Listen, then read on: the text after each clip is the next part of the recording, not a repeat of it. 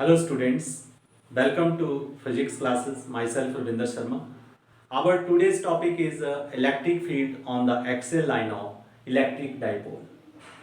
In the previous lecture you have studied about electric dipole and electric dipole moment. So हम उसे थोड़ा सा revise करेंगे कि इलेक्ट्रिक डाइपोल होता क्या है। आपको बताया था कि electric dipole is a system of two equal and opposite charges. Suppose this is the one charge minus q and this is the plus charge plus q. It is a system of two equal and opposite charge separated by certain finite distance. 2a distance से हमने separate किया तो ये क्या बन गया, एक electric dipole. और सेकंड थिंग आपको बताई थी कि इलेक्ट्रिक डाइपोल मोमेंट, और इलेक्ट्रिक डाइपोल मोमेंट क्या बताई थी, P is equal to product of magnitude of each charge and the length of dipole Q into 2a. और ये जो इलेक्ट्रिक डाइपोल मोमेंट है इसकी डायरेक्शन क्या आती थी, it is the direction from negative to positive charge. आपने ये प्रीवियस लेक्चर में पढ़ा था कि minus Q to plus Q क्या आता था, इलेक्ट्रिक डाइपोल मोमेंट. और आज जो हमारा लेक्चर है इसमें आप देखेंगे कि इलेक्ट्रिक फील्ड और एक्सेल लाइन पे कितना है, इक्वेटोरियल लाइन पे. ये भी आपको मैंने बता दिया था प्रीवियस लेक्चर में कि एक्सेल लाइन क्या होती है. एक्सेल लाइन होती है, it is the line which passes through the line joining the two charges. जैसे ये हमारे पास चार्ज है, ये चार्ज है, इनको ज्वाइन करते हुए डाइपोल की जो लेंथ है, along the length of dipole जो लाइन लाई करती है, यानी ये लाइन क्या होगी, this is the axial line. तो आपको इलेक्ट्रिक फील्ड निकालना है on the axial line. Suppose आप इस पॉइंट P के ऊपर इलेक्ट्रिक फील्ड निकालना चाहते हैं, या फिर आपके पास जो नेक्स्ट केस आएगा electric field on the equatorial line. तो इक्वेटोरियल लाइन क्या होता है, which is perpendicular to the axial line. ये जैसे मान लो इस सेंटर ऑफ डाइपोल है, मैंने एक ये लाइन बनाई, तो ये यहाँ पर आपने मान लो P पॉइंट पे निकालना है, it is perpendicular to axial. यहाँ पर अगर आपको निकालना है तो ये इलेक्ट्रिक फील्ड जो हुआ that is the electric field on the equatorial line of electric dipole. These two articles are very important. At any point भी आता है कि जैसे यहाँ पर आपने निकालना है. So let us start now the electric field on the axial line of electric dipole. So let us come to our today's topic, electric field on axial line of electric dipole. Let us consider an electric dipole AB. Suppose this is the electric dipole AB consisting of two charges minus Q and plus Q separated by distance 2a. या फिर आप ऐसे भी लिख सकते of length 2a. Suppose O is the center of electric dipole. So this length is A and this length is also A. Now you want to find the electric field on the axial line. मैंने पहले आपको बताया कि axial line एक ऐसी line होती है which passes through the line joining the dipole or along the length of dipole. ये मान लो मेरे पास x एक्सिस है, इसके along ये डाइपोल हमने रखा हुआ है, and we want to find the electric field at this point P on the axial line. अब आपको मालूम है कि आपको ये सिस्टम ऑफ चार्जेस है, डिस्क्रीट डिस्ट्रीब्यूशन है, एक माइनस क्यू एक प्लस क्यू चार्ज है. तो आप क्या करेंगे, पहले माइनस क्यू चार्ज के कारण इलेक्ट्रिक फील्ड P पे निकालेंगे, फिर आप प्लस क्यू के कारण निकालेंगे. और जब आप इलेक्ट्रिक फील्ड निकालेंगे तो आपके पास जैसे मान लो माइनस क्यू के कारण जो आएगा वो आ गया आपके पास E A, और प्लस क्यू के कारण आपके पास आ गया EB. तो आपको फिर इन दोनों का रिजल्टेंट देखना है, और वो आपको प्रीवियस लेक्चर में आपको मैंने बताया था कि प्रिंसिपल ऑफ सुपरपोजिशन लगता है electric field due to discrete distribution of charge. वहां बताया था कि E क्या होता है, EA plus EB vector form में. तो इस प्रिंसिपल को अप्लाई करके आप इलेक्ट्रिक फील्ड निकाल सकते हैं. So let us come to the point here. Now firstly we find the electric field at P. Electric field at P due to charge minus Q at E. यहां से हम निकाल रहे हैं. तो यहां से इसके कारण जो इलेक्ट्रिक फील्ड होगा वो मान लो मेरे पास क्या है, E. अगर वेक्टर फॉर्म में लिखूंगा तो E वेक्टर आएगा, और ये क्या बनेगा 1/4 पाई एप्सिलॉन नॉट इसकी मैग्नीट्यूड क्या है, Q upon square of distance between them, ये और इस पॉइंट के बीच का डिस्टेंस, इस और इस पॉइंट के बीच का डिस्टेंस कितना हुआ, ये डिस्टेंस मान लो मैंने इस पॉइंट की दूरी जो है सेंटर से r मानी हुई है, डाइपोल की दूरी r है सेंटर ऑफ, तो ये वाली दूरी टोटल क्या होगी, ये r और ये a कितना हो गया r प्लस a। तो मेरे पास ये बना Q upon A P square, साथ में डायरेक्शन भी लिखनी पड़ेगी। अब डायरेक्शन में साथ में लिखूंगा तो ये आएगी कहां से कहां, आपको पता है नेगेटिव चार्ज के कारण electric field point towards the charge, वो इस डायरेक्शन में आएगी, यानी ई ए वेक्टर इस डायरेक्शन में आएगा, यानी पी ए कैप लिखना पड़ेगा आपको, लेकिन हम डायरेक्शन नहीं लिख रहे हैं तो हम मैग्नीट्यूड कर देंगे। अब एपी आपने देख लिया कितना आया हुआ है, एपी जब हम देख रहे हैं तो हमारे पास कितना है आर प्लस ए का होल स्क्वायर, और अगर आपने डायरेक्शन लिखनी है तो ब्रैकेट में आप लिख सकते हैं अलोंग पी ए के अलोंग आ रही, क्योंकि नेगेटिव चार्ज के electric field points towards the charge. इसी तरह से electric field due to charge plus Q at B point पे है प्लस क्यू चार्ज, इसके कारण क्या आएगा ईवी वेक्टर मैग्नीट्यूड, और ईवी वेक्टर मैग्नीट्यूड क्या आएगा 1/4 pi epsilon naught Q upon plus Q charge से डिस्टेंस कितनी है बीपी का 1/4 pi epsilon naught Q upon BP is total distance, यहाँ सेंटर से r है, ये a, तो ये कितनी बची r माइनस ए, तो ये बन जाएगा आपके पास r माइनस ए का होल स्क्वायर। और डायरेक्शन क्या आएगी, क्योंकि आपको एक बात पता है कि जो इलेक्ट्रिक फील्ड है पॉजिटिव चार्ज से क्या होता है आगे होता है, तो p यहाँ से क्या होगा आगे इस डायरेक्शन में ईवी वेक्टर, ये डायरेक्शन आएगी अलोंग px, अलोंग px। अब आप नोटिस करेंगे कि यहां पॉइंट P पे हमारे पास electric field due to minus charge minus क्या हो ये वेक्टर है और ईवी वेक्टर है। अब ये जैसे मान लो मैंने इसे नंबर 1 दे दिया, इसे नंबर 2 दे दिया, तो नंबर 1 और नंबर 2 से आप देखोगे कि इलेक्ट्रिक फील्ड कौन सा ज्यादा है, ईवी वेक्टर मैग्नीट्यूड ज्यादा है।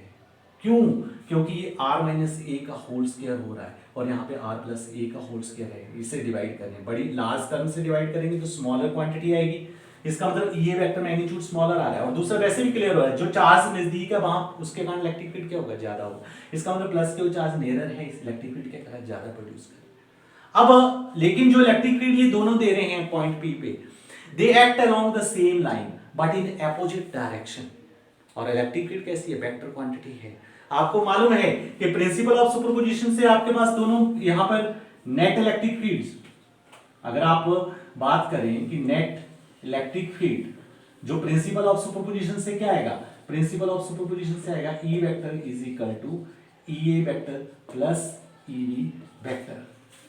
लेकिन इन मैग्नीट्यूड आप बात करें तो in magnitude net electric field, in magnitude net electric field, तो आपने देखा कि +1 क्लास में आपने पढ़ा हुआ है कि एडिशन ऑफ टू वेक्टर्स, जब वेक्टर्स कोलिनियर हो सेम लाइन में हो तो उनका सिंपल एडिशन होता है, वो मैग्नीट्यूड क्या होती है ऐड हो जाती है। But when the two vectors are in opposite direction act along the same line, तो उन वेक्टर्स को हम क्या बोलते हैं एंटी कोलिनियर वेक्टर। तो उनका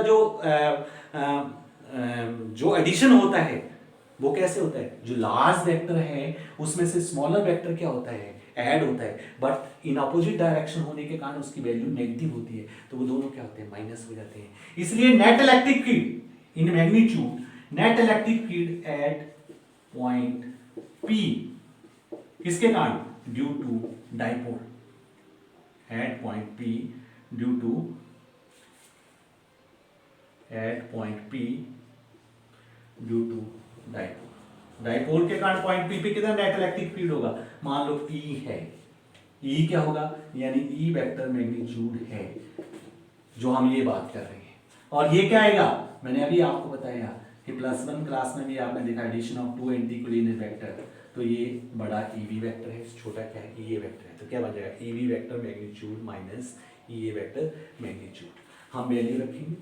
ईवी वेक्टर मैग्नीट्यूड की वैल्यू क्या है, नंबर 2 से आपको क्लियर है 1/4 pi epsilon naught Q upon r minus a का whole square minus 1/4 pi epsilon naught Q upon r plus a का होल स्क्वायर। अब यहाँ देखेंगे 1/4 पाई एप्सिलॉन नॉट कॉमन है, क्यू भी कॉमन है, अंदर क्या बच गया 1/r माइनस a का whole square minus 1/r plus a का whole square. So net electric field E is equal to, यहां से हमारे पास आ जाएगा 1/4 पाई एप्सिलॉन नॉट क्यू, ये यहां एलसीएम ले लेंगे हम, दोनों का प्रोडक्ट हो जाएगा r माइनस a का whole square into r plus a का होल स्क्वायर। यहां से ये वाला ऊपर मल्टीप्लाई कर देगा r प्लस a का होल स्क्वायर, क्योंकि यहाँ पर ये 1 है, और ये इधर कर देगा माइनस r माइनस a का होल स्क्वायर। सॉल्व करेंगे 1/4 पाई एप्सिलॉन नॉट क्यू, नीचे आपके पास बन जाएगा a minus B into A plus b होता है a square minus B square, square क्या आपने किया है तो ये बाहर स्क्वायर आ जाएगा, a minus B into A plus B square minus B square, और ऑलरेडी क्या स्क्वायर तो स्क्वायर आ जाएगा। ऊपर मैं सॉल्व कर रहा हूँ, जैसे R square R plus A का whole square R square plus A square plus 2ar, इसी तरह से minus R square plus A square minus 2ar, bracket close. तो आप देख रहे हैं कि ये आर स्क्वायर प्लस है, ये माइनस ब्रैकेट के अंदर माइनस हो जाएगा, तो ये काट देगा ए स्क्वायर को काट देगा। तो आपके पास ई क्या बन रहा है 1/4 पाई एप्सिलॉन नॉट क्यू, यहां बन गया 2ar माइनस माइनस प्लस हो गया 2ar, कितना हो गया 4ar upon R square minus ए स्क्वायर का होल स्क्वायर। इसी तरह से ई जो है आपके पास 1/4 पाई एप्सिलॉन नॉट, आपने पढ़ा हुआ है P जो होता है dipole moment that is Q into 2a, हम इसे 4ar को इस तरह से लिख लेंगे क्यू इंटू 2a, 4a में से 2a ले लिया 2 बच गया into 2r over are square minus A square का होल स्क्वायर। अब आपको पता है कि as P is equal to क्या होता है क्यू इंटू 2a, तो इस क्यू इंटू 2a की जगह आप क्या लिख देंगे P लिख देंगे 1/4 pi epsilon nought P into 2r over are square minus A square का whole square. So it becomes 1/4 pi epsilon naught 2pr over r square minus a square का whole square.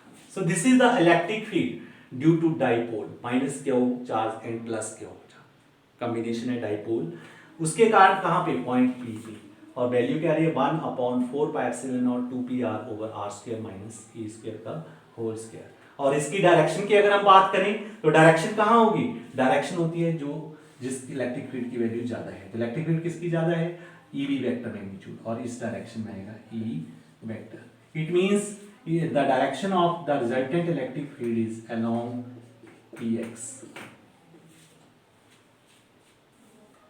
Suppose when dipole is of very small length, जैसे मान लो when dipole is of very small length, very small length, ये हमारे पास special case है, special case, और ये आइडियल डाइपोल का केस होता है when dipole is of very small length. Then तब क्या होगा, जब डाइपोल की लेंथ स्मॉल होगी तो ये जो a है 2a है ये बहुत कम होगा, यानी a की वैल्यू और ज्यादा कम होगी, किसके कंपैरिजन में r के कंपैरिजन में, that is the distance of observation point where you want to find the electric field. When dipole is of very small length, then A less than R. A much less than R. A इसमें simple आप ऐसे भी लिख सकते हैं A less than R. So A square much less than R square. अब A छोटा है तो आपको पता है जब छोटी क्वांटिटी का स्क्वायर करें तो वो और छोटी हो जाती है. A less than R, it means A square much less than R square. So yeah, hence A square can be neglected as compared to R square. तो ये जैसे मैंने नंबर 3 है रिजल्टेंट जो निकाला हुआ है, इस केस में जब आपके पास dipole is of very small length है तो आप ए स्क्वायर को आर स्क्वायर के कंपैरिजन में क्या कर सकते हैं, निगलेक्ट कर सकते हैं. तो रिजल्टेंट इलेक्ट्रिक फील्ड क्या आएगा 1/4 pi epsilon naught 2pr over ये ए स्क्वायर निगलेक्ट हो गया तो आर स्क्वायर का square 1/4 pi epsilon naught 2pr over R cube. तो r से क्यूब करके स्क्वायर रह गया 1/4 pi epsilon naught 2p upon sorry ये r की पावर 4 बना, स्क्वायर का स्क्वायर 4 और जब कटा तो क्यूब रह गया r क्यूब और डायरेक्शन वही आएगी along px. So this is the important one, you can memorize this. Electric field due to dipole on the axial line 1/4 pi epsilon naught 2p over r cube when dipole is of small length. यहाँ पर हमारे पास एक और point जो मैंने अभी बात की कि आइडियल डाइपोल क्या होता है, सबसे बेटर डाइपोल कौन सा होगा. ऐसे डाइपोल को आप आइडियल डाइपोल बोलते हैं which is of negligible length, which is of negligible या फिर negligible length या फिर very small length, जिसकी लेंथ क्या हो बहुत ही स्मॉल हो और उसके जो चार्जेस क्यों हो लार्ज वैल्यू पे हो. negligible length and having charges of large value के चार्जेस हो, ऐसे डाइपोल को हम क्या बोलते हैं आइडियल डाइपोल. तो हम ये नोट कर रहे हैं कि जो हमने ये केस किया वो electric field that is due to ideal dipole which have the value 1/4 pi epsilon naught 2p over r cube. हमने पीछे जो कंक्लूड किया था कि जो इलेक्ट्रिक फील्ड होता है that is inversely proportional to square of distance due to a point charge, due to a system of charge. लेकिन यहां पर ड्यू टू डाइपोल हमारे पास क्या है, electric field is inversely proportional to cube of the distance. तो ये point आपको जब आप electric field at any point due to dipole निकालेंगे it can help you. It can also help when you have to show the relation between electric field on the axial line and on the equatorial line. तो आपने इसको note करना है और इसको memorise कर लेना है कि इलेक्ट्रिक फील्ड जो है एक्सियल लाइन के ऊपर कितना होता है, जैसे ई एक्सियल कितना हुआ 1/4 pi epsilon naught 2p over r cube. जैसे आप बोलते हैं कि electric field at any point due to charge क्या होता है 1/4 पाई एप्सिलॉन नॉट क्या ओवर r स्क्वायर. तो एक्सियल लाइन पे 2p ओवर r क्यूब होता है. इसी तरह से इक्वेटोरियल लाइन पे निकालेंगे ना तो वो 2 नहीं आएगा, p ओवर आ गया. तो यहाँ पर ट्वाइस होता है, वो हम नेक्स्ट लेक्चर में बात करेंगे.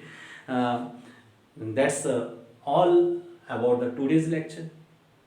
आप इसे रिवाइज करेंगे, इसके नोट्स बनाएंगे और नेक्स्ट लेक्चर में हम बात करेंगे electric field on the equatorial line at any point of the dipole. Thanks and have a nice day.